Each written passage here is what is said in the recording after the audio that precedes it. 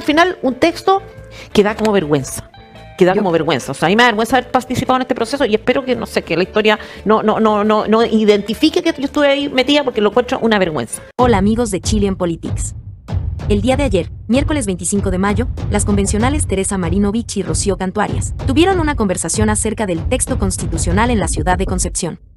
En dicha conversación, Tere manifestó sentirse avergonzada del resultado de la Convención Constitucional y esperaba que la historia no la recordara como una participante de ella. Las convencionales continuaron la conversación manifestando que la propuesta de constitución no es un texto que una a los chilenos, sino que los divide al darle excesivas atribuciones a los indígenas y pueblos originarios, llamándola una constitución indigenista. Veamos un extracto de la conversación para luego comentarla. No hubo ningún minuto estuvo presente, por ejemplo, el tema de seguridad pública, que hoy día es prioridad para los chilenos. En ningún momento estuvo presente los temas de economía, o sea, que el sueldo no está alcanzando, que el aceite está carísimo, y no digo que nosotros no podemos resolver eso, pero sí tú puedes tener en la Constitución una actitud que permita, por ejemplo, el crecimiento económico. Les dio lo mismo, o sea, estábamos ahí con el Mari, con Puché, Llorana, para allá, para acá, el atuendo, los corpóreos, los peluchitos, las botas de la ducha, y al final, ¿qué es lo que resulta? ¿Qué tenemos al final? Un texto que da como vergüenza. O sea, a mí me da vergüenza haber participado en este proceso y espero que, no sé, que la historia no identifique que yo estuve ahí metida porque lo encuentro una vergüenza. Esto de la casa de todos es un eslogan que tal vez al inicio de este proceso le hacía sentido a la gente y por eso la mayoría de las personas votaron a favor de este proceso. Pero la verdad es que después de transcurrido 10 meses y de tener un borrador constitucional, lo que nosotros vemos es que esto es mentira. Lo que hemos construido es un borrador separatista de activistas del indigenismo, en que se crea una condición o estatus de privilegio para ciertos chilenos indígenas y no para todos. Y como ejemplo tenemos justicias o sistemas de justicia paralelos que coexisten, plurinacionalidad, que significa que van a haber, si es que se aprueba este borrador, distintas naciones adentro de nuestro Estado. O sea, lo que decía José, la Constitución, el objetivo que tiene es unir, es encontrar los puntos de unión en un país, en una nación determinada, no en muchas naciones, que es lo que se crea en este borrador. Y lo último, hay que pedirle, fíjense cómo crean categorías privilegiadas de activistas del indigenismo en el borrador de la Constitución, en que le tenemos que pedir permiso, autorización a los indigenistas cada vez que se vean afectados en sus derechos, en cualquier materia o asunto. O sea, si eso no es crear una Constitución que al revés de unir y de encontrar un punto de unión y en lugar de pararle la pelota al Estado y limitar el poder del gobernante de turno, lo que hacemos es crear no la casa de todos, sino que la casa de algunos, de los privilegiados del activismo indígena. Fíjate que Javier Couso, académico de la Universidad Diego Portales, en palabras de este experto, dijo que se establece un esfuerzo serio, dice, de acuerdo al borrador, por descentralizar uno de los países más centralizados de América Latina y probablemente, dice, del mundo. Y también dice que se pone al día con la institucionalidad chilena con respecto al cambio climático. Sí. Es una estupidez. Primero, porque lo que dice él, que la preocupación por el cambio climático, ¿en qué consiste? En decir que Chile se compromete con el cambio climático.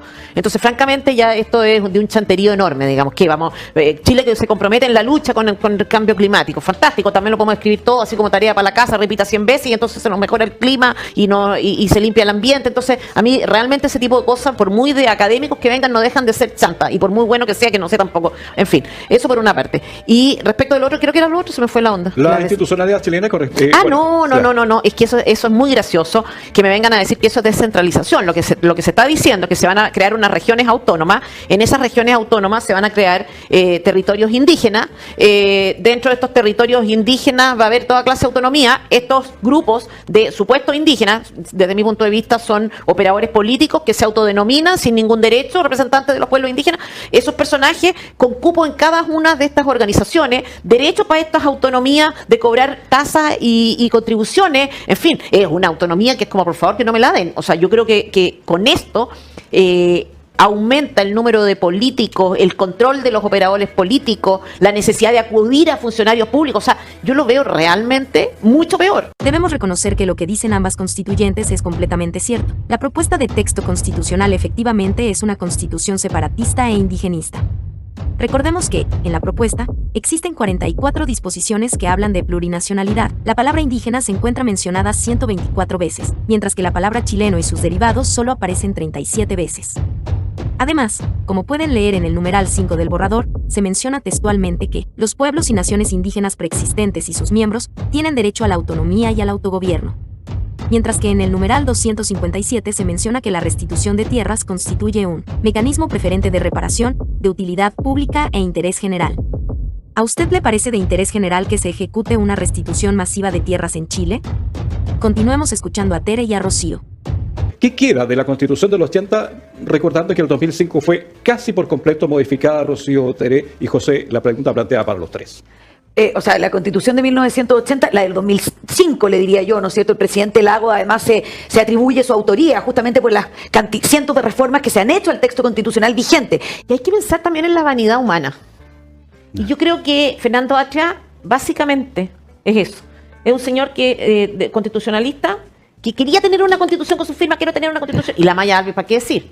Quiero tener una constitución con mi firma, quiero tener una constitución con mi firma. Y, no sé, y entonces se ponen a jugar con el país, a especular para tener una constitución, porque en el fondo, oye, todo el mundo sabe, ¿no? O sea, no todo el mundo, pero todos los expertos saben lo que tú estás diciendo, ¿no? O sea, yo no puedo creer, o sea, Fernando Atria está al tanto de lo que tú estás diciendo, Amaya Alves debiera estar al tanto, no sé, ahí ya no estoy tan segura, pero debería estar al tanto de todo esto, ¿no? Entonces tú dices, ¿qué les pasa? O sea, ¿cómo la vanidad humana te lleva tan lejos como para hacer que un país entero empiece un proceso, se gasten esta cantidad de millones de pesos en una cuestión que al final termina siendo eso? Y en realidad lo que dicen es cierto. Fernando Atria es una persona obsesionada con cambiar la Constitución. Recordemos que es autor del libro titulado La Constitución Tramposa, en donde se denigra la Constitución actual que llevó a Chile a tener los menores niveles de pobreza de la región. Además, en el gobierno de Chanchelet, ya se intentó gobernar con su idea de constitución basada en el libro, El Otro Modelo. ¿A ustedes les parece que el gobierno de Bachelet fue bueno?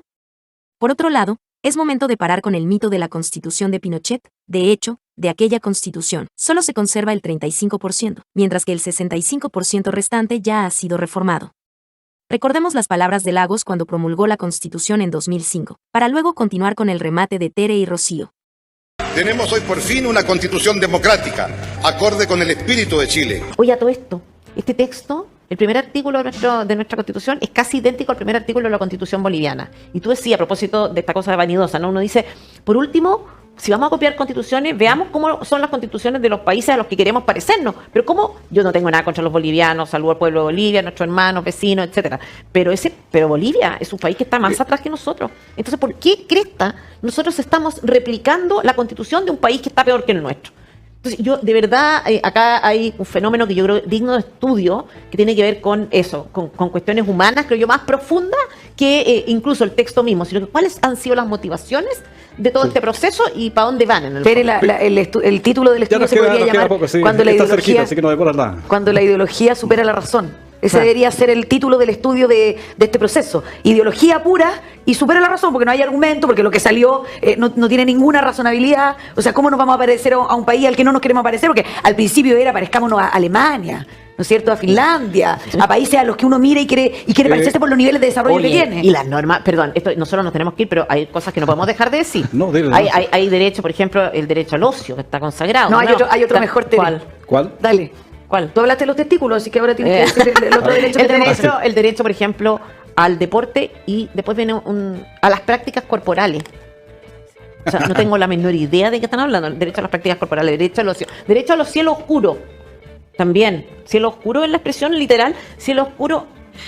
Cielos nocturnos, perdón. Cielos nocturnos. Esa es la explicación. En la campaña política, nos prometieron Finlandia, Suecia, Nueva Zelanda, pero nos entregaron Bolivia y Venezuela.